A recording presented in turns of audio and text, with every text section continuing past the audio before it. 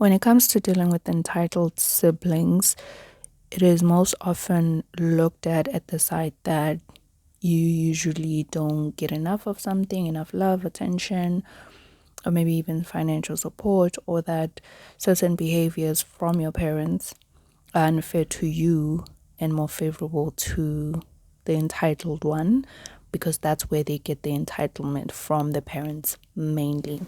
In my case, that is my sister, very entitled. And it's quite crazy to me that I don't specifically remember the grade, but I believe it was in high school. I remember telling my friend at the time that my sister is entitled. My sister is, what's the word? Spoiled. Yes, that's the word that I used. And I then reversed, because I think then my friend mentioned it, like a while later. And then I think I got guilty of saying like my sister is spoiled, because at that time I wasn't aware of the dysfunction or just the entitlement that my sister really had. But I think I was starting to really see it. I was starting to get a glimpse of it. And the fact that I even told my friend at the time just goes to show that I was seeing it, just that I backtracked because I felt guilty for calling her that, which is a feeling that is kind of lingered with me. And I think it's a feeling of having to live with narcissists, because my mother and my sister, as I always say in these episodes, they are narcissists, and they have a way of making you feel guilty whenever you point out something or you say something about them. So I think at that time I was already accustomed to feeling guilty for stating facts, because narcissistic people, they don't like to be told the truth. They don't like to be corrected. They don't like to be confronted. And so at that time, even if I wasn't saying certain things directly to them, I mean, this was me talking to my friend and just expressing myself and saying how my sister is so spoiled. But even at that, I felt guilty for just saying that, because that is how I was already conditioned. That is how I was already being conditioned by my narcissistic mother and my sister, even though at the time I didn't know that they were narcissistic. So there are a couple of ways that I now see how my sister being spoiled or entitled has actually been a form of emotional abuse to me as her sister. So my sister is younger than me. She is actually the last born of my family. And I think perhaps these are some of the things or a treatment that a younger sibling receives from a parent, because most kids in families will tell you that the youngest usually gets like special treatment or whatnot. But sometimes it's possible to have an entitled sibling who is not even the last born or the firstborn, but just somewhere in between. I think for me, it became a combination, or in my family rather, it became a combination of that my sister was the youngest. So I think naturally she was probably just going to get some special treatment either way. But I think, secondly, which I think is more of what actually happened, I I still don't know how to phrase it exactly, but I think my mother has always loved my sister more, because I think she sees herself in her. The fact that my sister has this personality, this bubbly personality, this extroverted personality, and she has a gift that my mother would have loved to explore. I just really think that my mother relates more to my sister than me, because I'm more reserved, I keep to myself, and I think she has never known how to relate to me. So I think those are the two reasons that my sister ended up being loved more and perhaps given more attention. Granted, I do always want to mention that my sister has suffered the same of narcissistic abuse that I also suffered from, even though she's totally not aware of it. just like I was not for years and years, and I'm only aware of it now in my late 20s. So, some of the ways that I've seen that my sister has emotionally abused me by simply being the entitled sibling, she believes that she deserves special treatment.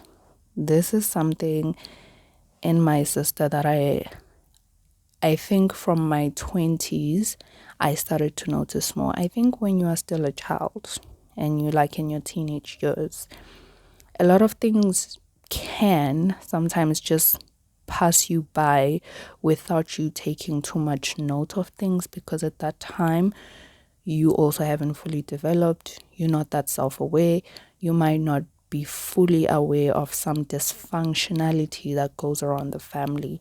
But I think I've always kind of had like a hunch of what was going on, hence the fact that I actually mentioned that my sister is spoiled to my friend in high school. So she believes that she deserves special treatment, and this is something that she largely gets from my mother, because my mother has always paid more attention to her. And I think perhaps the reason I ignored it in my childhood, teenage years, and perhaps even early 20s is because maybe I didn't want to admit that to myself. I didn't want to admit that my mother loves my sister more. I didn't want to admit that I perhaps didn't get as much attention or support as my sister. And because of that, because of the way she has been treated by my mother, she believes that she deserves special treatment. And not only because of how my mother treated her, because my sister is lovable. And I always say this in all my episodes, that my sister is lovable. She's just one of those people, one of those people that everybody just wants to be around, that everybody just wants to befriend, that everybody just feels like they can have a conversation easily with them. That's my sister. Like, people find it easy to get along with my sister. People find her lovable. People find her funny. And I want to like be mature and say, yeah, she's all those things, because at first glance she is. But I'm at a point where I'm thinking to myself that I wouldn't even want to become my sister's friend because of how she really is once you really, really get to know her. So I'm not necessarily going to take away from the fact that she is funny. She can be lovable, even though to me right now she's not lovable at all. She can be lovable. She does get along with people easily, especially like way more easily than I can. For me, it's really hard to just like form relationships with people.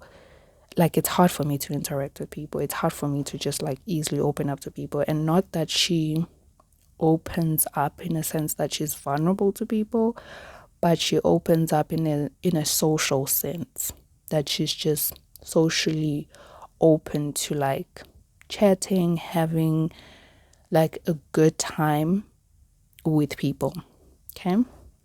So she also gets that sense of special treatment from the fact that she has almost all her life has been loved, has been like called funny, like because of all those things. And sometimes people just want to give her money, sometimes they want to buy a present, sometimes they just want to take her to a restaurant.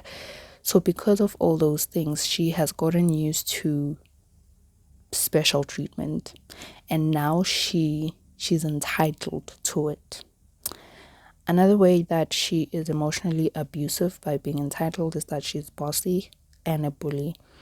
I think a lot of these things are just mostly influenced by my mother and people, because how people treat you, you get used to it, even if it's the opposite. For example, for me, because I grew up with a sister who is so lovable, so social, so extroverted, and I've always been jealous of that. I'm not even gonna try to act like I was above it. No, I've always been jealous of the fact that my sister was so lovable and so bubbly, so much so that I wished that I was more extroverted. I wished that I was more bubbly. I wished that I was loved. But because I didn't get that treatment, I came to expect people to not like me. So much so that when I started living far away from home, going to varsity, working, whenever somebody liked me, and not even like a romantic sense, like friends, colleagues, like classmates, whenever somebody kind of just liked me for me being me, it will kind of throw me off and I wouldn't really get it. And that's why I think I've been so closed off and not willing to put my guard down and let people in and let them love me. I actually look back at some friendships, quote unquote friendships, that could have really been fruitful and developed to be something beautiful as a friendship. I think I messed it up because I was so closed off, because I was so not used to people liking me or people just finding me interesting. I thought that, I think subconsciously, I thought that people who were found interesting or liked, or people who made friends, were people who are bubbly, talkative, energetic, because those were the things that my sister was. And that was the thing that my mother liked in my sister. And that's why she always kind of, for lack of a better term, she always kind of used her as a puppet for like family gatherings, for like her friends, because my mother saw how my sister's personality was received by people, how well it was received. And so with my sister, she has gotten used to being treated in a loving manner, in a manner that people just easily accept her, easily want to be her friend. Even if it's like someone older or my mother's friend, they will easily just love her and even start to be like friends with her. Like that is legitimately happened. Where my mother, maybe one time my sister's like at my mother's workplace, and then my mother's friends maybe come along, and then because she's this funny person, talkative person, she might end up just like almost talking to my mother's friends as if they are her friends, which is something that I think I've always just never been good at. I'm not good at, like, especially when it comes to older people, I'm not as friendly as other people. Friendly is not the right word. I'm not, for me, it almost feels casual when you're too friendly with adults. It's not necessarily disrespectful, that I know, but I just can't get too casual with older people. I mean, I hardly can get casual with my peers, so how much more with older people? So because my sister has been used to that treatment of being loved, that is what she has come to expect. And because I am used to the treatment of being the unloved one, I have come to expect that from people, to not easily like me, to not easily find me interesting, because that is what I've seen from people, and that is what also my mother has kind of pushed on me, because she would parade my sister as the interesting one, and then I would just be the quiet or shy one. Okay? So, another way she emotionally abuses or abused me or still does, she's bossy, she's bully, she's just, because of how she has always been received, she feels like she kind of has some power over people, or that she can just tell people what to do. And she's bully in the sense that her words, and I think the bully part comes from the fact that she was also affected by my narcissistic mother's abuse, even though she's not aware of it. So the bully part, I think it's just how her pain is manifested, but doesn't make it okay nonetheless. She also has power over your parents. So in this case, my mother. She has some power over my mother, And I think that's because of the way that my mother has obviously treated her in a special way, extra attention, just parading her around as the interesting child. So she has power over my mother in the sense that sometimes I even see my mother just holding back from maybe rebuking her. I think maybe my mother has also gotten like maybe tired of just maybe putting her in a place, rebuking her as a parent, because it started in like her teenage years where she became almost rebellious. At that time she would speak to my mother anyhow. She has gotten better on that part of just speaking anyhow to my mother. But my sister now, she just gets her way somehow. Okay. And then another thing that I noticed, which was emotionally abusive to me, because my mother was never really firm with my sister. It always felt like she was a bit lenient with her. And because of that, it meant that certain things fell on me, because if my sister didn't want to do something, she would just not do it. Or another point that I've written here is that she would play weak or sick or tired in order to avoid duties or responsibilities around the house or anywhere else.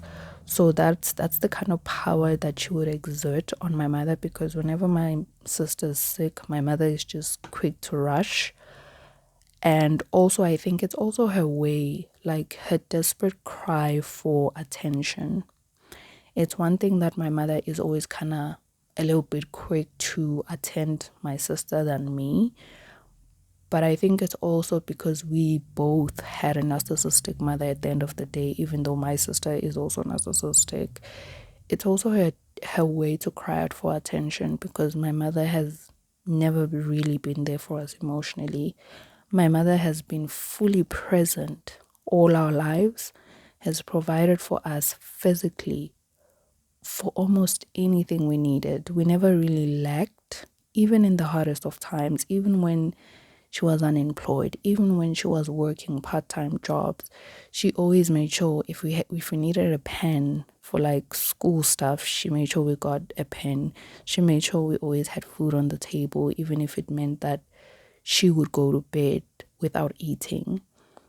My mother physically did everything that a mother should do, but she has remained incapable of emotional availability, emotional support. And I think that my sister, with her tactics of like seeking attention, it's also just like a cry for motherly affection, for a mother's compassion, for a mother's true and genuine and authentic attention. And not just the attention that, look, I bought you like a school t-shirt or whatever you needed for school, which is great because other kids don't get that. But that's not all a mother is. A mother is not a blesser. A mother is not just there to take care of your physical needs. A mother is supposed to be intuitive, especially in regards to your feelings. A mother is supposed to want to hear you out, to hear how you are feeling and how you are doing. And that is something that my mother has not been able to do. And apparently, from many of the people that I've been listening to about narcissistic personalities, it's something that she is just incapable of doing, because a part of her has either been shut down or she has just shoved that part away of being so vulnerable. For whatever reason, that part of her doesn't really exist, or it doesn't really show up even for her children, which is sad. Another way that a sibling can be emotionally abusive is that she wants to have the last say. The way my sister, like, I'm at a point, because I'm healing. Like I'm at a point of healing from all the emotional abuse, narcissistic abuse. So I'm at a point where I don't even entertain the arguments or whatever she's trying to say. Like, it might not even be an argument. I remember this one time. I love because this is crazy. This one time, we were watching an interview, and the celebrity says that she's been acting. And my sister says, where has she been acting? We haven't seen her anywhere. And I say, but we don't watch all the soapies or dramas or shows on TV. And especially from like SABC 1, 2, or 3, or E. We no longer watch those ever since we got DSTV. And even with that, because mostly we watch like soapies and dramas from like Mzansi Magic, even from Mzansi Magic, we don't watch all the shows. And so I'm busy saying, and this was at a point where I hadn't realized that they are narcissistic. And so I'm busy saying that, like, you can't possibly say that she hasn't been acting because you don't watch every show on TV. And while we have that argument, and then like it dissolves, immediately the girl says she's been acting on some show on SABC. It was kind of like embarrassing for her, but she didn't show that it was, because it was exactly what I was saying. There are even channels we don't watch. So how could you know that someone has not been acting? That's how she is. She wants to have the last say. And had that girl, that celebrity, not said that she was acting on SABC, she would have remained on her point that, she's not acting, blah, blah, blah, as if like this woman was just lying. It's silly things like that sometimes. Sometimes it's more significant. Sometimes it's just silly things that you just should not be arguing about. Lately, I just don't even bother. Like, she wants to have the last say on everything. Another thing is that she wants to have her own things, and not share them. So I live at home. So technically, me and my sister or any of my siblings, we don't own anything really, because my mother built the house. My mother provides for us. But my sister, I've mentioned this in another episode, that my sister would have like medical issues. And then she would have to eat certain things and not eat certain things. And because she ate certain things and then not other things, whereas for me and my family, we would eat like everything, okay? And then she would say that I should not eat what she's eating because she doesn't eat certain things. And for me, it was just like, how is that my problem? First of all, I'm a considerate person, okay? So I think I made this example in another episode. For example, like, she can eat cheese, but I love cheese, okay? But I did try to like eat minimally because I knew that is more of what she can have. And then she doesn't have other options. But that doesn't necessarily mean I have to quit eating cheese. Cheese, by the way, that is bought by my mother, not my sister, not me. So if anyone should say that I should no longer have cheese in this house, it is my mother, not my sister, who doesn't contribute a cent to the buying of the cheese, just like I don't contribute a cent. Okay? But it's even with other things, even just like my mother arrives with something, she wants to be the one to divide, like maybe using something around the house, maybe a gadget, maybe a device, maybe an equipment. She wants to be the one to allocate how it will be used, how long can someone use it. She wants to be the one who just kind of like authorizes things, like she is some supervisor or manager over the house, which she is not. She's the youngest, mind you. I mean, even as an older sister, I don't think I have that right, but if we had to pick, it could be me, not her. Okay? Anyway, she also gives responsibilities to others. and does not take, but does take responsibility for things that look good, that make her look good or feel superior. An entitled person, they feel so entitled that they they feel that they are even entitled to not doing certain things. Okay? Like they feel like they are entitled maybe to be lazy and somebody picks up after them. They feel entitled, for example, maybe at work, like they can just take a break randomly and leave other people with more work to do. That's how she is. Even with responsibilities, my sister is entitled. Again, this is my mother's fault because at times she was never really firm with her. So she, instead of taking up responsibility, my sister wants to be the one. This goes back to her being a bully, being bossy. She wants to be the one to give responsibilities to others. But when it suits her, and this is for me, I don't know why this is the most annoying part, because it's already annoying that she doesn't want to do her part of the responsibilities and wants to be the boss and give other people responsibility. That is already annoying enough.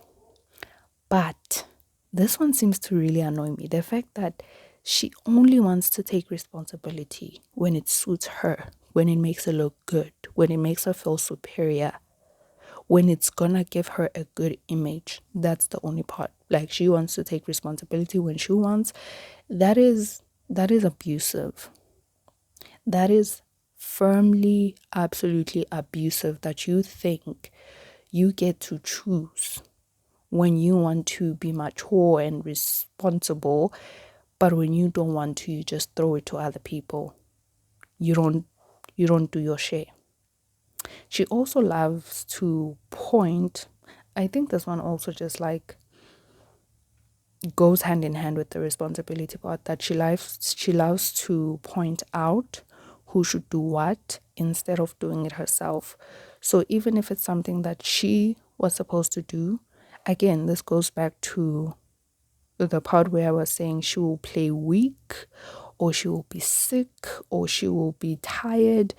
Like literally, I'm talking about literally, like all of a sudden she's got a stomach ache, or she's so tired, or like she's just not feeling very well, in order to avoid responsibility, in order to avoid doing something. So at that time, excuse me, if my mother sees that she's not doing well, then you obviously have to do it. For example, even just like carrying the groceries to the house, to the kitchen, like somehow she would just conveniently, like now she's not feeling well. Like maybe she says like, I've been walking so much, like my feet are swollen or something. All of a sudden, then you are the one who's supposed to carry the groceries inside the house alone because she conveniently doesn't feel well right now. These things, I think when I think about, they sound minor, but the fact that I've lived with this person for all my life and she has taken advantage of me and she has given responsibilities to me and shifted things to me, it builds up and it is all abusive. It goes from being unfair to taking advantage to then being simply abusive. Okay? And then my mother gives her special and extra attention, which has made her the entitled leech that she is. This is another point that I've briefly covered, that mostly who is to blame for this? It's my mother. That's something that I couldn't say for the longest time, because I've been a mommy's girl, in the sense that my way of getting my mother's attention was being this good girl. Like just do whatever mommy says, make mommy happy, make mommy proud, even though I felt like I could never reach her, no matter how hard I tried. But that's how I tried to get my mother's attention. Because I think even as a child, in as much as I wouldn't have acknowledged it, I think I saw that my mother did give my sister special or extra attention. And she's the way that she is. My sister right now, she's the way that she is because my mother just gave her more attention, gave her special attention, and spoiled her, not necessarily because my mother has been fair in terms of like maybe buying something. For example, you get parents who like maybe buy one child something small and then the other one something big. My mother was not really unfair in that sense, but quote unquote affection, not real affection because she's incapable of doing that, but her way of affection, she has kind of given that more to my sister. Or maybe let me just say attention, because affection is something that my mother is incapable of, but she has given my sister more attention. Okay. Another thing is that my sister, she's never really there for me, but wants everyone to give her attention when something is wrong in her life. Again, I think this is part of my mother's narcissistic abuse. My mother, because there was a period of years when I was obviously away from home, being like in varsity or working, and some of the things, because at that time my sister and I, we were still talking, and we would even actually talk about my mother's odd behavior, like the fact that she never wanted to be wrong, like the fact that she would come back to us whenever we'd had like an argument and come back and like strike back or say hurtful things. We used to talk. That's before I realized that my sister, is also as narcissistic as my mother. So I stopped talking to her even about my mother because it's all just crazy making in this house. But when I was away, my sister would tell me how my mother just expected her to support her, but my mother never really supported my sister. And at that time, my sister was also going through a lot of her personal challenges. And my mother, and this is something she has done to all of us, and I think especially me, because in a way, I have been the second mother because I'm the older sister.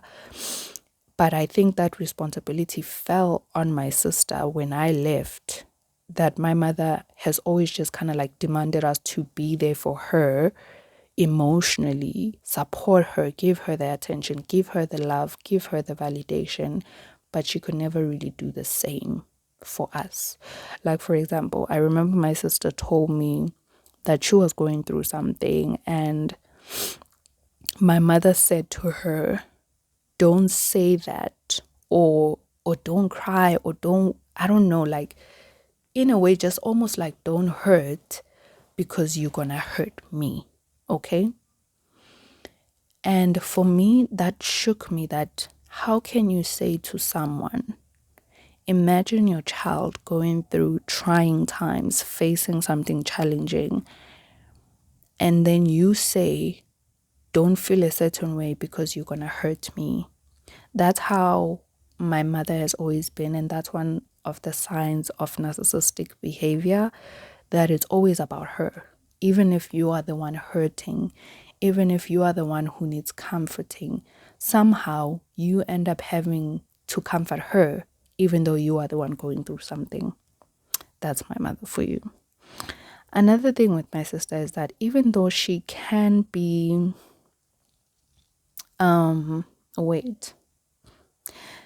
most times she can be disrespectful, a bully, and unbearable, but my mother will still seem to prefer her or see her as her favorite child, even though my sister can be disrespectful, my sister can be a bully, my sister can be unbearable, but somehow she's still referred to as the favorite child. And I think that's also a very frustrating part, that even though she can be disrespectful, be a bully, be a bossy person, be unbearable, somehow my mother still seems to see her as her favorite child. And that hurts because I've tried all my life to be a good girl, respectful, in a way just pleasing my mother. And in turn, I became a people pleaser because I always just pleased my mother, but somehow she's still the preferred child. Okay. And it's not about like a competition to be the favorite child, it's just about treating your children fairly. Okay. Maybe not equally because maybe that's not really possible, but fairly. Be a fair mother. And lastly, I think I will just say I might have also contributed to my sister's entitlement by picking after her, by taking her responsibilities, by simply being scared to speak up. Because for the longest time, first of all, I wasn't really aware that I was being abused emotionally. Sometimes I wasn't really aware that I was being taken advantage of, but somehow in my heart, I knew that it hurt. That's how just, something is not right. Like in your heart, it hurts, but somehow you can't really pinpoint where it went wrong. So I would say in the times where I was scared to also speak up and stand up for myself, and I wasn't sure of who I was, and I wasn't secure in my own personality, being reserved, being an introvert, I might have also contributed to my sister's entitlement by simply just being not fully trusting myself.